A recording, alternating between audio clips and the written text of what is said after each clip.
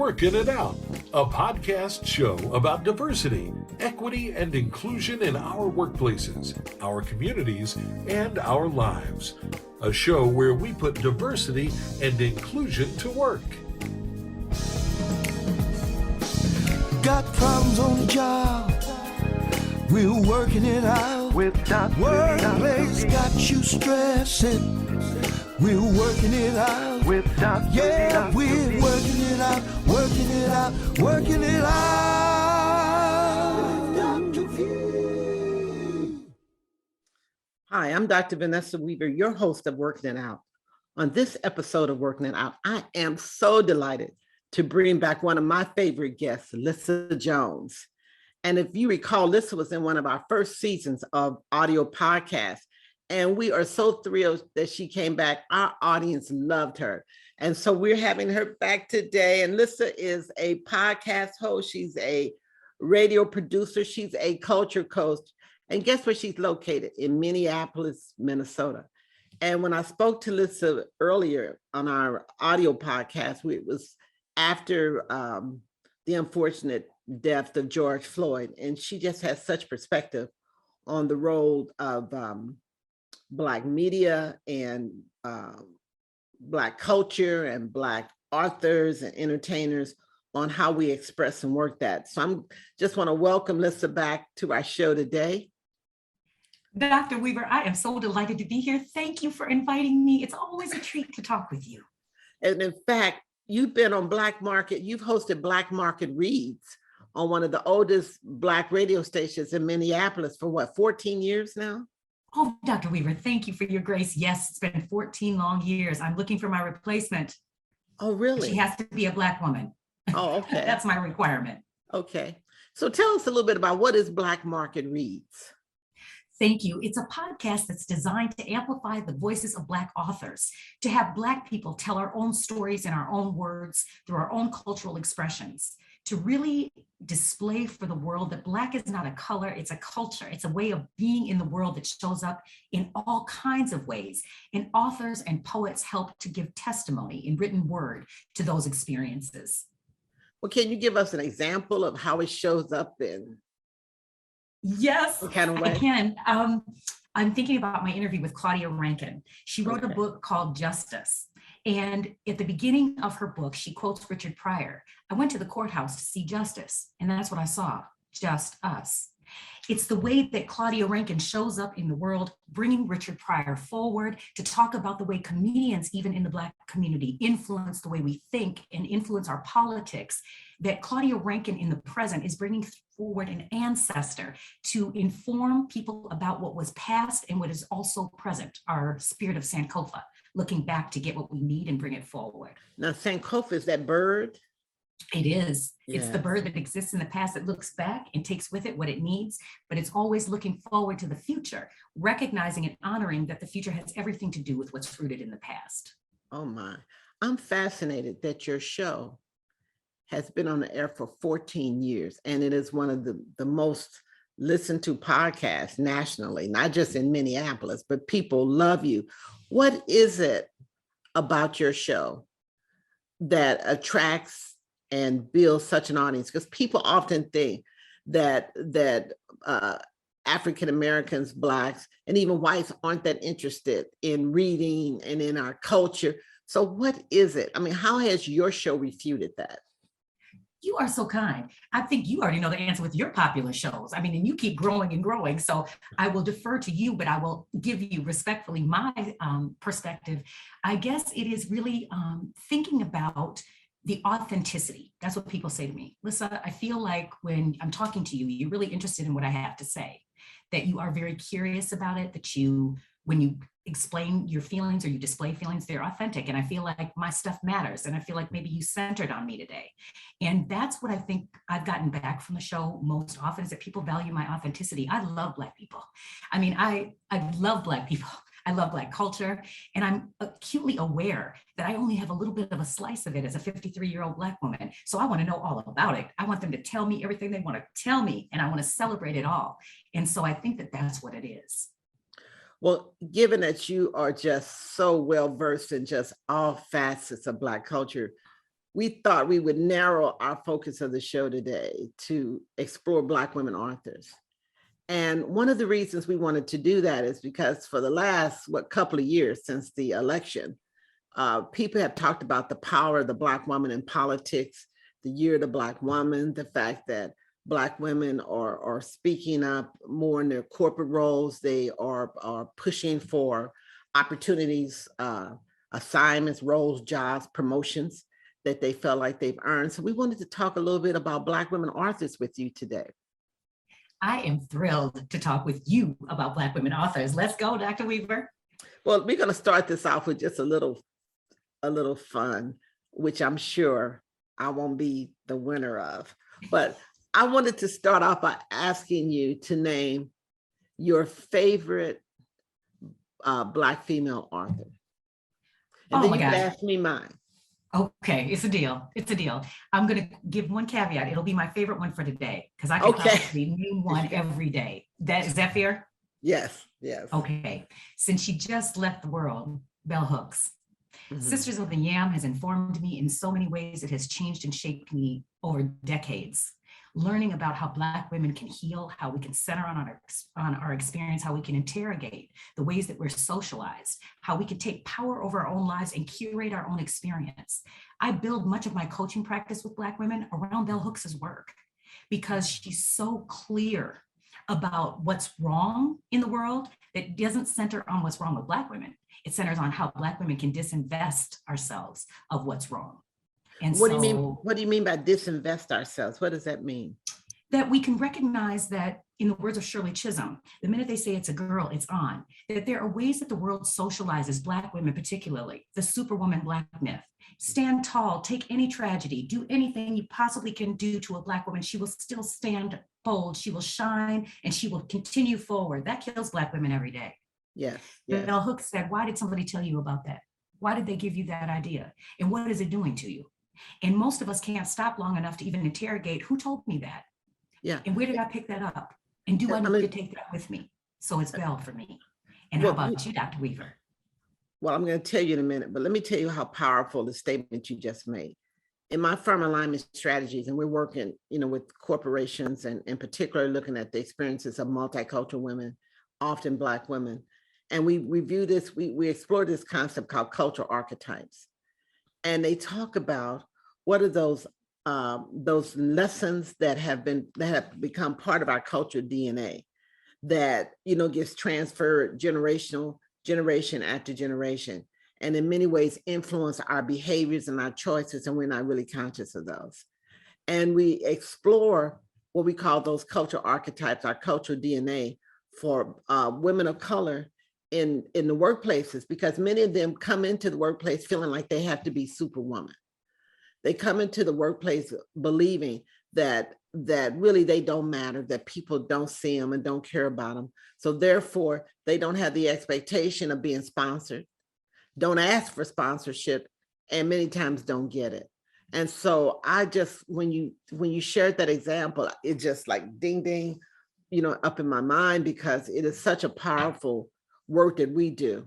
And that message that Bell Hooks talks about is so powerful. And we need to talk more about what are some of those messages, some of those archetypes that have been transferred generationally to us, that are shaping and influencing sometimes behaviors that don't work for us. So thank you for sharing that example. You are brilliant. I mean, Alignment Strategies, I thank heaven for it. That's brilliant. The Jezebel, the Mammy, the Sapphire, we got all kinds of archetypes. I get it.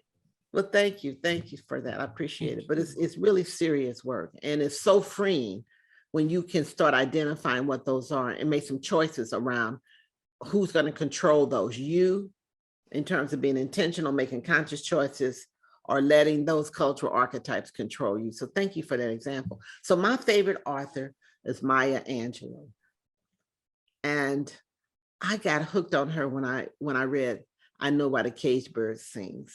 And as you know, I'm a clinical psychologist, and I think early on, I was fascinated by, the impact of her being raped and at a young age, and incest, and the fact that, she became an elective mute, and just her whole journey towards overcoming that and finding her own voice and her own strength. So she's my favorite author. And I had an opportunity to meet her personally, and we were part of what we call a Black Family Coalition, and we brought together Black leaders, Black entertainers, Black politicians, Black business people, Black folks in corporate America. And I was there as part of being from P&G, Procter and Gamble. And she was there, and she taught us so much. And, one of the popular sayings that people often quote from her is, if people show you who you are, believe them.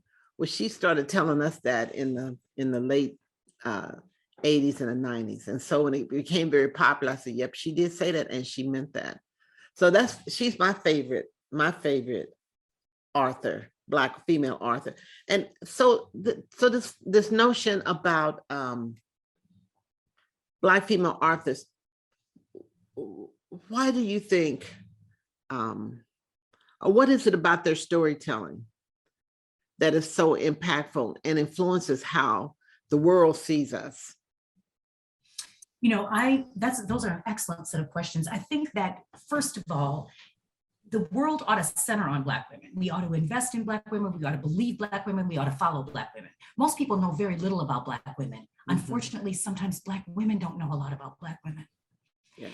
And so I think it's very necessary for Black women to write down our experiences, to tell our stories, to find the communal ways that showing up as a Black woman sort of replicates and shows itself in the world, these archetypes and the myths we fight, and the angry Black woman, and just sort of the burdens we carry.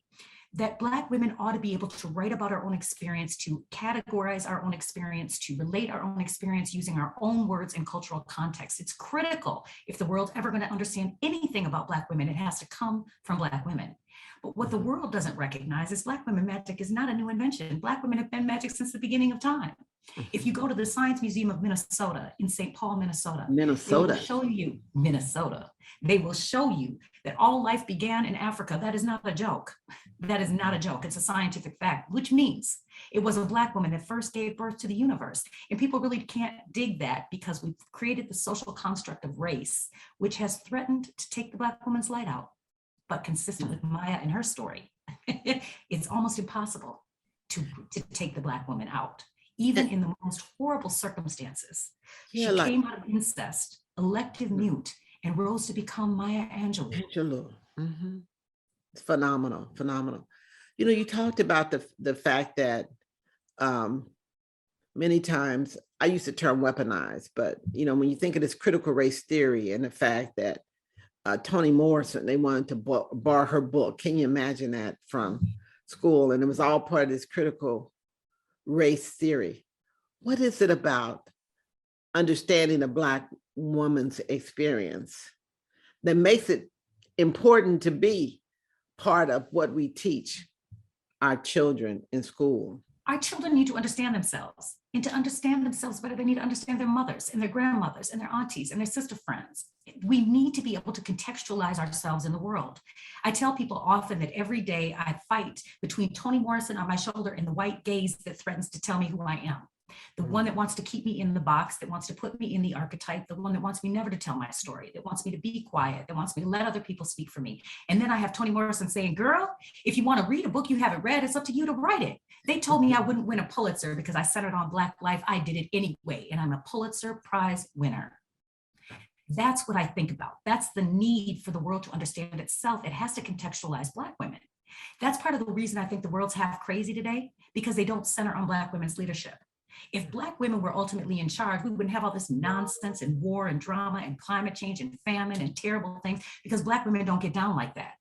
We feed people, we take care of people, we love people. That is a beautiful part of Black women's culture. And we know how to do that really well when someone's not threatening every day, in the words of Lucille Clifton, to take our light out. Mm-hmm. That's an interesting point that you made, because there's a lot of discussion about this generational divide in Black women, that say Black women maybe in my generation and slightly younger in your generation thinks about the world and projects themselves differently than the young Black female millennial. And number one, do you agree with that? And then number two, from your perspective, is that influence in what the writing of this current generation versus a generation that's in their 40s, 50s, 60s? Excellent questions always. I think that two things can be true at one time. I think that there's a universality to being a Black woman in this lived experience, particularly Black women in the United States. We are socialized similarly, and we are acculturated similarly, and we're educated similarly in the primary school system.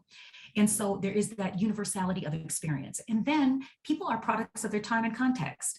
I was having a conversation with a coaching client today who is, I bet she's about 40. And she was speaking about a woman who was older. She said 60 in her context. 60 is older. And she said, I don't understand. I told the woman that I was going on a trip by myself. And she keeps saying, I can't imagine you'd go on a trip by yourself. Aren't you meeting someone there? Aren't you meeting someone there? And I said, well, wait a minute. Step back and unpack. If she's 60 years old, she's old enough to know that there was a time when it would be very dangerous, even in a group, for Black people to travel across the United States.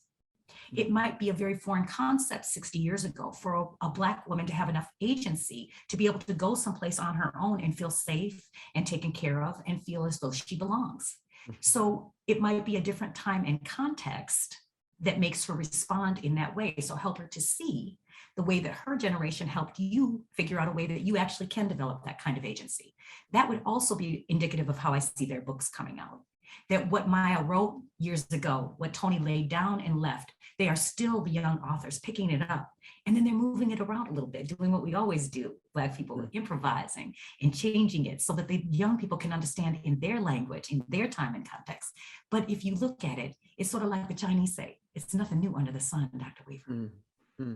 So who are some of the prominent younger Black female or Black women authors that you resonate with? Oh, thank you. Okay. Jane Allen, she's writing a trilogy. Her new one's called Black Girl Magic.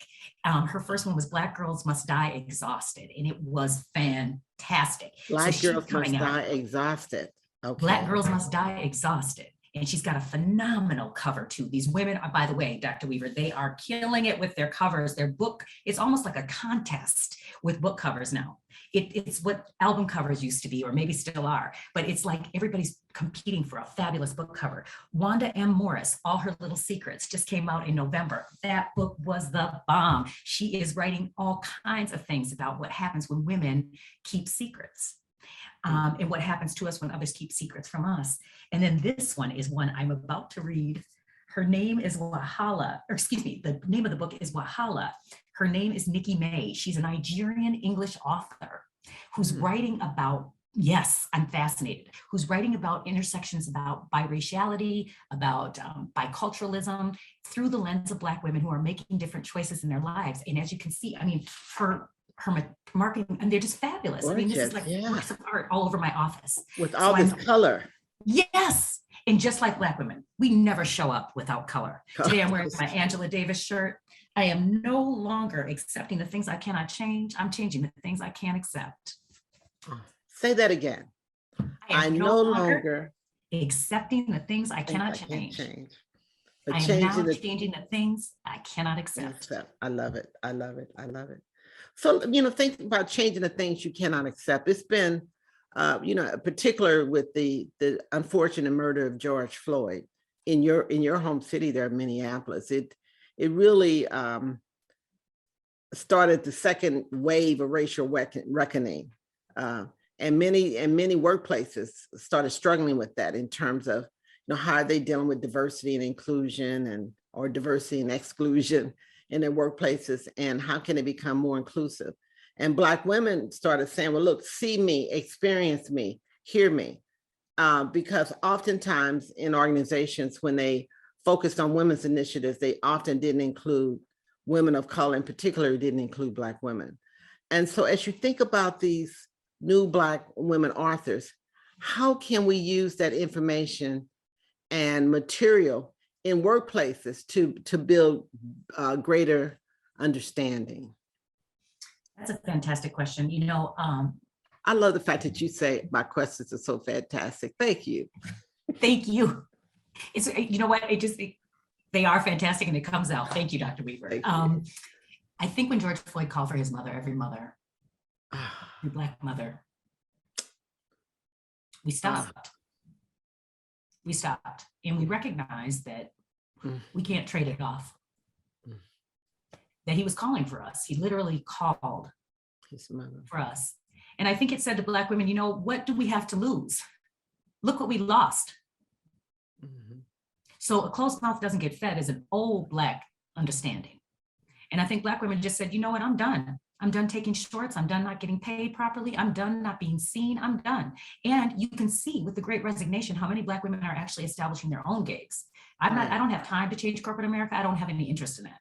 That could be 100,000 years, but I can still build community. I can still work for inclusion. I just don't have to do it under the shackle of big P, little p policies that are not meant to support me, but are meant to shrink me. Mhm. Well, it's interesting that you make that point because one group, one of the largest groups that are starting their own businesses are Black women. Mhm. And we know as a result of COVID that we lost like 60% of Black-owned businesses did not make it through. I mean, they faltered.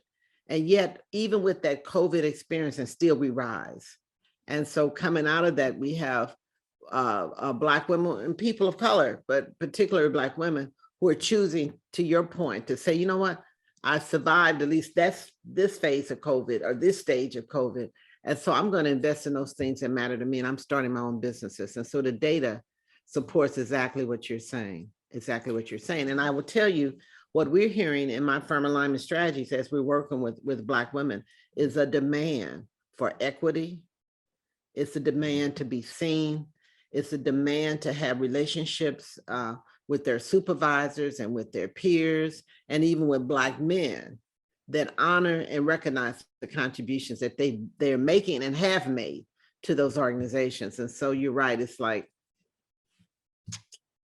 I'm going to focus on those things that are important to me, and I am going to take the risk to engage in conversations and transformations with the organization that benefit not only myself, but the organization, but they must benefit me.